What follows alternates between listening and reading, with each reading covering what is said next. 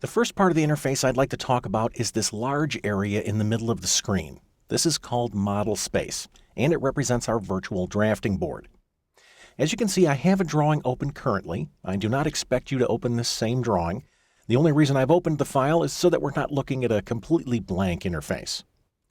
Now, the best part about model space is that it's infinite in size. That means we can draw anything we want, whether it's a contact lens or a complete city block, and we can draw it at true size, or 1:1.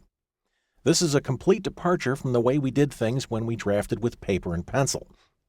When we were creating our drawings on paper, we had to construct our geometry to a scale, such that it would fit within the confines of the sheet. Now that we're creating our geometry in model space, we are no longer restricted to the boundaries of our page. We can construct our geometry at true scale. Model space is more than just a flat plane. It's also a 3D environment. Take a look at this tool in the upper right corner. This is called the View Cube. And as I pass my cursor around over this block, we can see several hotspots. I'm going to click the hotspot in the lower right corner. When I do, AutoCAD adjusts my view such that I'm looking at model space from a southeast isometric view.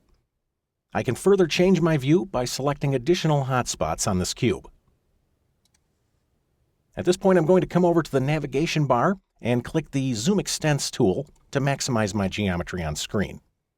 Another model space tool that's commonly used in 3D is this series of menus in the upper left corner. If I open the menu in the center, I can select additional views, much like we can with the View Cube. If I select the menu on the right, I can adjust my visual style, altering the way my 3D geometry looks on screen. As an example, I'm going to select Conceptual, and you can see the difference.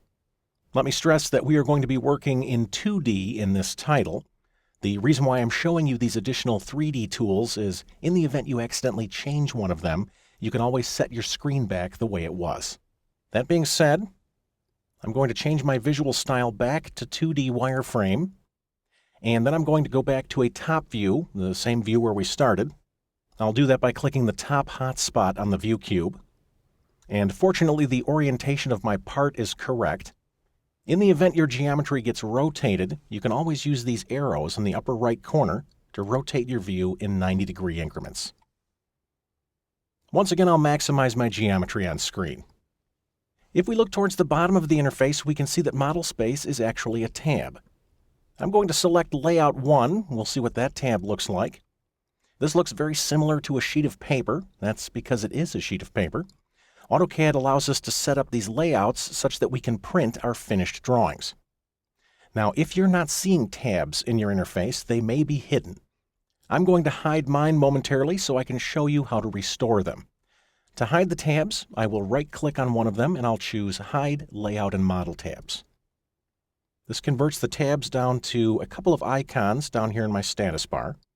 And these icons work just fine. I like the functionality of the tabs a little bit better.